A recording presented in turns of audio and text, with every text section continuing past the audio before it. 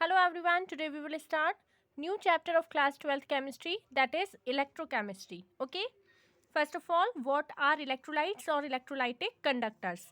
These are the substances जो allow कर देते हैं electricity को to pass through them in their molten states or in the form of their aqueous solution and undergo chemical decomposition. Examples हो गए इसके acids, bases and salts. ठीक है. नॉन इलेक्ट्रोलाइट्स वो सब्सटेंस होते हैं जो कंडक्ट नहीं करते हैं इलेक्ट्रिसिटी को, ना तो मॉल्टन स्टेट में और through their solution are called non electrolytes. Example sugar, glucose, ethyl alcohol, urea etcetera. अब इलेक्ट्रोलाइट्स जो है उनके क्या क्या टाइप्स होते हैं.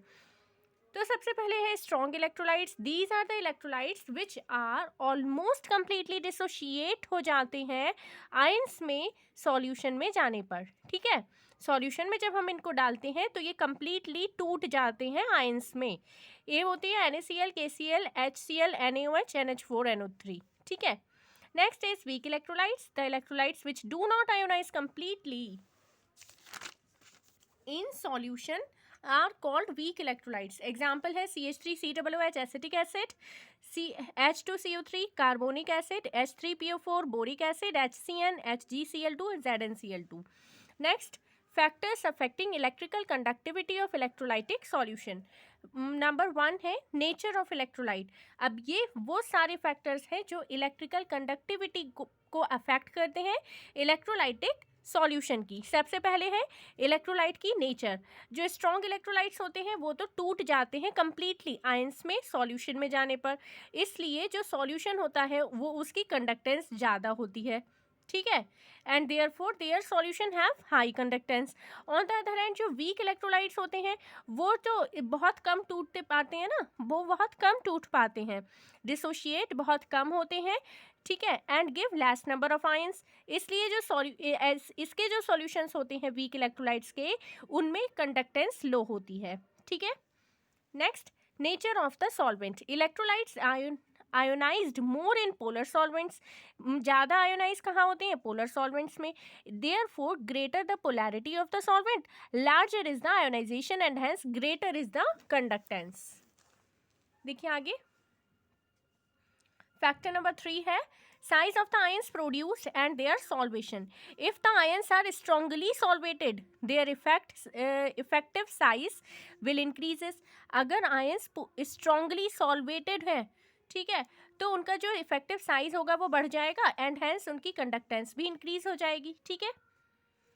देखिए जो स्मॉल साइज के आयंस होते हैं उनमें कंडक्टेंस ज़्यादा होती है क्योंकि उनमें इफेक्टिव साइज उनका ज़्यादा होता है.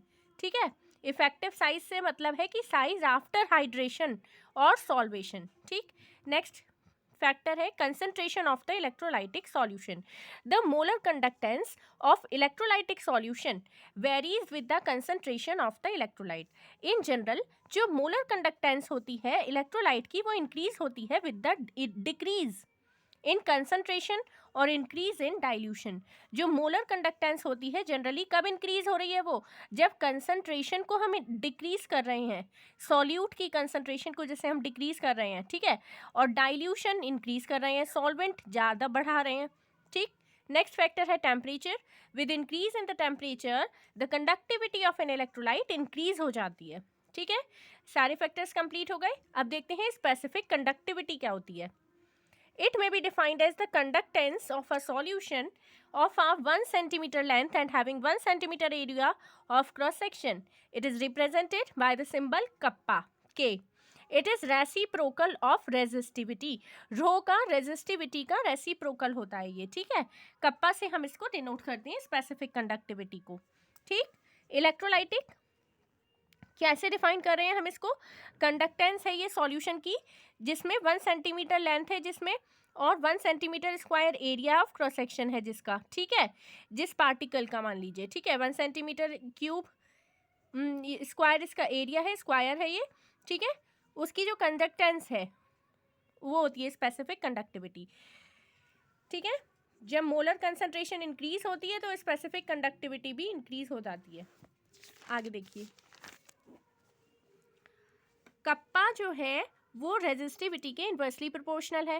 देखिए रेजिस्टिविटी क्या होता है, आर होता है ना resistance, R is equals to rho L upon A होता है।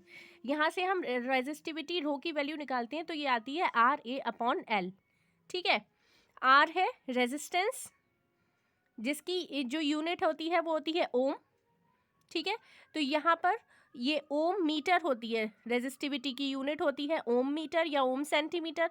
तो इसको रेजिस्टिविटी का इन्वर्स है ये, तो इसकी यूनिट हो जाएगी ओम इन्वर्स सेंटीमीटर इन्वर्स। ओम इन्वर्स को हम सीमेन बोलते हैं, सीमेन। ठीक है, तो इसको एस से डिनोट कर रहे हैं ओम इन्वर्स को, सीमेन, और ये सेंटीमीटर इन्वर्स है। ठीक है, 1 सेंटीमीटर क्यूब की यहाँ पर जो ये है इसकी कंडक्टिविटी। मोलर कंडक्टिविटी और मोलर कंडक्टेंस क्या होता है, it is defined as the conducting power of all the ions produced by dissolving 1 mole of electrolyte in solution. इसको हम लैम्डा एम से डिनोट करते हैं, इसको लैम्डा एम बोलते हैं। ठीक है, लैम्डा एम क्या है, मोलर कंडक्टिविटी और मोलर कंडक्टेंस। ठीक है, और इसका फॉर्मूला होता है lambda M is equals to kappa upon C. ठीक, वेयर सी क्या है, मोलर कंसंट्रेशन है, ये मोलैरिटी जिसको बोलते हैं हम। If C is in units of moles per litre then lambda M is equals to kappa into 1000 upon C. अगर ये ml में होता है, ml में अगर है, ठीक है, ml में अगर है सी तो 1000 से मल्टीप्लाई कर देते हैं, ये हो जाता है lambda M is equals to kappa into 1000 upon C. ऐसा यूनिट होती है सीमन मीटर स्क्वायर पर मोल। ठीक है, common unit semen centimetre square पर मोल होती है। आगे देखिए, variation of conductivity and molar conductivity with concentration. Conductivity और मोलर कंडक्टिविटी अलग अलग है ना, स्पेसिफिक कंडक्टिविटी और मोलर कंडक्टिविटी, उसकी क्या वेरिएशन होती है कंसंट्रेशन के कम या ज़्यादा करने पर। अपॉन डाइल्यूशन, जब हम उसमें वाटर ऐड करते हैं, सॉल्वेंट ऐड करते हैं, तो स्पेसिफिक कंडक्टिविटी जिसको हम कप्पा से डिनोट करते हैं वो डिक्रीज हो जाती है, और जो मोलर कंडक्टिविटी होती है वो इंक्रीज हो जाती है। इसको हम कैसे एक्सप्लेन करेंगे, conductivity is the conductance of 1 centimetre cube of the solution upon dilution in the solution, and the concentration of ions per centimetre cube decreases, and therefore जो कंडक्टिविटी है वो कम हो जाती है। ऑन द अदर हैंड, जो increase in conductivity of dilution is due to the fact that it is the product of conductivity kappa and the volume V of the solution containing 1 mole of the electrolyte. Lambda m is equals to kappa into V volume. ठीक है, dilution करने पर जो conductivity होती है वो decrease हो जाती है, लेकिन वॉल्यूम जो है कंटेनिंग 1 मोल ऑफ इलेक्ट्रोलाइट वो तो इंक्रीज होता है ना डाइल्यूट करने पर सॉल्यूशन को। ठीक है, तो it has been found that जो इंक्रीज इन वॉल्यूम है डाइल्यूशन करने पर वो मच मोर होता है than the decrease in conductivity. As a result जो मोलर कंडक्टिविटी है वो इंक्रीज होती है विद डाइल्यूशन। ठीक, देखिए, variation of molar conductivity for strong electrolytes. In case of strong electrolytes molar conductivity increase होती है slowly with dilution, and there is a tendency for molar conductivity to approach a certain limiting value when the concentration approaches zero, that is when the dilution is infinite. ठीक, limiting molar conductivity क्या होती है, the molar conductivity when the concentration approaches zero, infinite dilution पर concentration zero हो जाएगी ना। ठीक है, उसी को बोलते हैं molar conductivity at infinite dilution, और लिमिटिंग मोलर कंडक्टिविटी इसको हम लैम्डा एम नॉट से डिनोट कर रहे हैं। ठीक है, the variation of molar conductivity with concentration में be given as lambda M is equals to lambda M naught minus A under root C. A है constant, this equation is called Debye Huckel Onsager equation. ठीक है, देखिए ये strong electrolytes के लिए इसका graph है, ये लैम्डा एम है मोलर कंडक्टिविटी, ये है कंसंट्रेशन का under root C.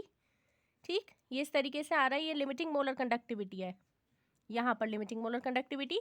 Variation of molar conductivity for weak electrolytes, the weak electrolyte dissociate होते हैं मच लेस एक्सटेंट तक as compare to strong electrolytes, इसलिए जो मोलर कंडक्टिविटी होती है वो कम होती है वीक इलेक्ट्रोलाइट्स की as compare to that of strong electrolytes. However the variation of lambda M with under root C is very large and so much that we cannot obtain molar conductivity at infinite dilution by extrapolation of lambda m vs under root c plot. Weak electrolyte के लिए कैसे होगा ये graph, देखिए ये इस तरीके से हो रहा है। यहाँ पर वीक इलेक्ट्रोलाइट्स के लिए लैम्डा एम मोलर कंडक्टिविटी और अंडर रूट सी का जो ग्राफ है वो इस तरीके से है। ठीक है, आगे का पार्ट हम नेक्स्ट वीडियो में स्टडी करेंगे। Okay, on this channel we will provide you best content of PCB. If my videos are helpful for you then please subscribe this channel learning point. Thank you.